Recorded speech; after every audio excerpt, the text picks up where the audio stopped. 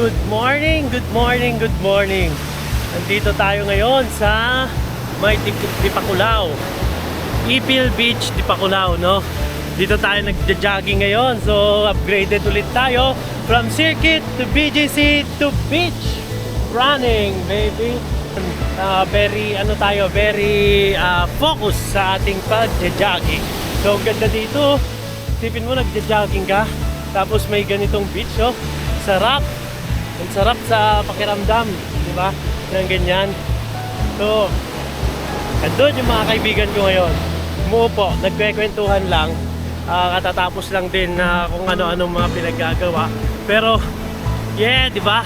Kita nyo naman kung gaano kaganda dito sa may Ipil Beach, Dipaculao. So, ayun nga, nag-ride tayo ng mga 7 hours kasama na ang ang stopover, kain-kain, syempre food trip, side trip na din kami hanggang sa nakarating kami dito kay Ermon sa may Dipaculao. So shout out sa iyo, Ermon, no? Maraming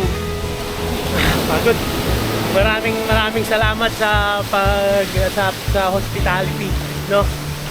At sa stay mo kami sa bahay nyo. So, pinakain pa. So, pinainom pa. Di ba? Complete package. So, pagganda dito sa kanila, kila Ermon. So, kagaya, tapos ito pa, oh, makikita mo ganyan yung alon, no? Pakalakas.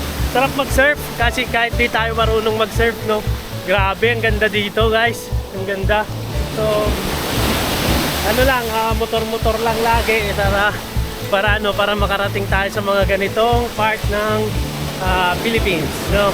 Pero ano naman to, napupuntahan naman ng mga car, no? Ng mga sasakyan. Pero ang lagi pinupuntahan ng mga sasakyan sa may Baler. So hindi pa ganun na Dipaculao, kaya makita nyo, kami lang yung nandito. So time check pala, it's mag-8 na in the morning. So 7:54, mag-8 na. Maya may pupuntahan ulit kami. So ayun lang.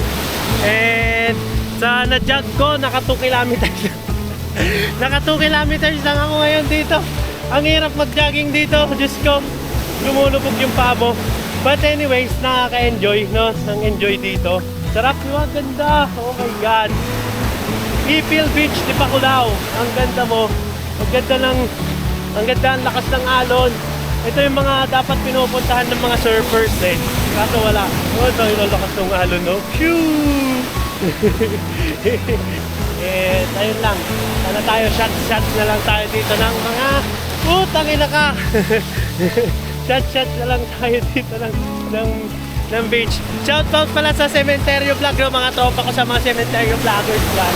So, kita-kits sa office, wala akong pasalubong. Kilala nyo naman ako, hindi marinig pagpasalubong, no? So, okay, hanggang sa uli, ma'am. Bye-bye!